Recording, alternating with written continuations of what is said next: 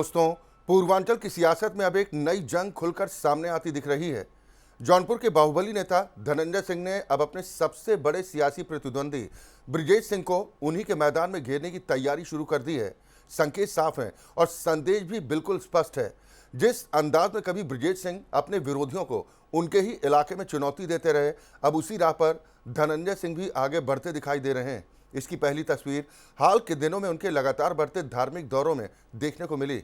अयोध्या से लेकर सोनभद्र तक धनंजय सिंह लगातार मंदिरों, धार्मिक आयोजनों और कथा कार्यक्रमों में पहुंच रहे हैं, लेकिन इन दौरों में सबसे ज्यादा चर्चा उनके सोनभद्र दौरे की हो रही है।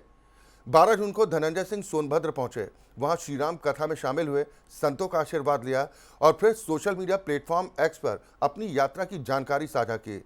ऊपर से देखने पर यह सिर्फ एक धार्मिक कार्यक्रम नजर आता है, लेकिन पूर्वांचल की राजनीति को समझने वाले जानते हैं कि सोनभद्र सिर्फ एक जिला नहीं है, बल्कि उसे ब्रिजेश सिंह के प्रभाव वाले इलाकों में गिना जाता है। चंदौली, वाराणसी और सोनभद्र के इस पूरी बेल्ट में धनंजय सिंह ने पहले कभी इस तरह की सक्रियता नहीं दिखाई थी, लेकिन अब हालात बदल चुके हैं। दरअसल ब्रिजेश सिंह अपने बेटे को जौनपुर की जिला पंचायत की राजनीति में मजबूत करने के लिए पूरी ताकत लगा रहे हैं। ऐसे में धनंजय सिंह ने भी बैकफुट पर रहने के बजाय फ्रंट फुट पर खेलने का फैसला कर लिया है, और यही वजह है कि सोनभद्र में उनका ये दौरा सिर्फ राम कथा तक सीमित नहीं माना जा रहा, बल्कि इसे सीधे सीधे एक राजनीतिक संदेश के तौर पर देखा जा रहा है। राजनीतिक गलियारों में चर्चा है कि जिस तरह ब्रिजेश सिंह अपने प्रभाव वाले क्षेत्रों से निकलकर जौनपुर में ताकत दिखा रहे हैं, उसी तरह संजय सिंह ने भी जवाबी चाल चलते हुए सोनभद्र में अपनी मौजूदगी दर्ज करा दी है। अब जरा धनंजय सिंह के दूसरे बड़े टेंपल रन पर भी नजर डालिए। 13 जून को उन्होंने अपने सोशल मीडिया अकाउंट पर अयोध्या का एक वीडियो साझा किया। यह वीडियो सिर्फ एक धार्मिक कार्यक्रम का नहीं था, बल्कि इसके जरिए कई राजनीतिक संकेत भी दिए गए। वीडियो में धनंजय सिंह बिहार और उत्तर प्रदेश के कई प्रभावशाली नेताओं के साथ एक मंच पर नजर आए। अयोध्या स्थित अवामा राम मंदिर में आयोजित कार्यक्रम में उनकी एंट्री भी खास अंदाज में हुई। बिहार सरकार के मंत्री अशोक चौधरी और जमा खान के काफिले के साथ धनंजय सिंह का काफिला कार्यक्रम स्थल पर पहुंचा। भारी भीड़ के बीच काला चश्मा लगाए धनंजय सिंह मंच की ओर बढ़ते दिखाई दिए। हनुमान गढ़ी के महंत राजू दास खुद उनका हाथ पकड़कर मंच तक लेकर गए। मंच पर उनकी सीट बिहार सरकार के मंत्री अशोक चौधरी के ठीक बगल में थी। दोनों नेताओं के बीच लंबी बातचीत भी होती दिखाई दी।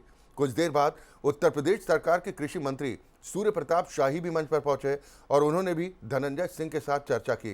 कार्यक्रम के दौरान सभी अतिथियों ने पद्मश्री आचार्य किशोर कुणाल की प्रतिमा पर माल्यार्पण किया। धनंजय सिंह ने मंच से लोगों को संबोधित भी किया। अब इस पूरी तस्वीर का राजनीतिक मतलब समझिए। अयोध्या का अमावा राम मंदिर बिहार की ऐतिहासिक अमावा रियासत की विरासत माना जाता है। वर्ष 1919 में बने इस मंदिर का बिहार से गहरा सांस्कृतिक और धार्मिक संबंध रहा है। इसी मंदिर में आयोजित कार्यक्रम में जेडीयू के बड़े नेता और बिहार सरकार के मंत्री अशोक चौधरी और जमा खान मुख्य अतिथि के तौर पर मौजूद थे। धनंजय सिंह का भी कभी जेडीयू से गहरा रिश्ता रहा है। भले ही आज उनकी अपनी पार्टी राष्ट्रवादी नौजवान सभा हो, लेकिन बिहार की राजनीति में उनके संपर्क आज भी मजबूत माने जाते हैं। पद्मश्री आचार्य किशोर कुणाल की प्रतिमा के अनावरण के बहाने अयोध्या में उनकी मौजूदगी ने यह संदेश दिया कि उनका राजनीतिक नेटवर्क सिर्फ जौनपुर या पूर्वांचल तक सीमित नहीं है, बल्कि बिहार तक फैला हुआ है। अयोध्या के मंदिरों से लेकर सोनभद्र की रामकथा तक धनंजय सिंह इन दिनों आध्यात्मिक आयोजनों के जरिए राजनीतिक जमीन भी तैयार करते दिखाई दे रहे हैं। 2027 के विधानसभा चुनाव से पहले वो पूर्वांचल में नई सियासी हलचल पैदा करने की कोशिश में जुटे हैं, और शायद यही वजह है कि उनके हर दौरे को अब सिर्फ धार्मिक नजरिए से नहीं, बल्कि राजनीतिक नजरिए से भी देखा जा रहा है। लेकिन सबसे बड़ा सवाल अब भी वही है, क्या ये सिर्फ आस्था की यात्रा है या फिर 2027 की लड़ाई से पहले बिछाई जा रही एक बड़ी सियासी बिसात? क्या धनंजय सिंह ब्रिजेश सिंह को उनके ही प्रभाव वाले इलाकों में चुनौती देने निकल पड़े हैं? और अगर ऐसा है तो फिर पूर्वांचल के इस बहुचर्चित मुकाबले का अगला अध्याय आखिर क्या होगा? क्योंकि जब दो बाहुबली एक दूसरे के इलाकों में दस्तक देने लगे, तब लड़ाई सिर्फ राजनीति की नहीं रहती, बल्कि प्रतिष्ठा की भी बन जाती है। और अब सबकी नज़र इसी बात पर टिकी है कि धनंजय सिंह के इन आध्यात्मिक दौरों का जवाब ब्रिजेश सिंह आखिर किस अंदाज में देते हैं।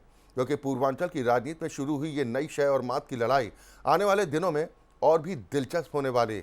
अब देखना होगा धनंजय सिंह की इस बढ़ती राजनीतिक सक्रियता पर ब्रिजेश सिंह की अगली चाल क्या होती है। क्या पूर्वांचल में दो बाहुबलियों के बीच नई सियासी जंग का बिगुल बज चुका है, या फिर अभी सबसे बड़ा दांव खेला जाना बाकी है? आप क्या सोचते हैं? क्या धनंजय सिंह 2027 की तैयारी में जुट चुके हैं या सिर्फ ये धार्मिक यात्राओं का संयोग है? अपनी राय कमेंट में ज़रूर बताएं, क्योंकि पूर्वांचल की इस कहानी का अगला अध्याय शायद पूरे उत्तर प्रदेश की राजनीति की दिशा तय कर सकता है। इस विश्लेषण में फिलहाल के लिए इतना ही। नमस्कार।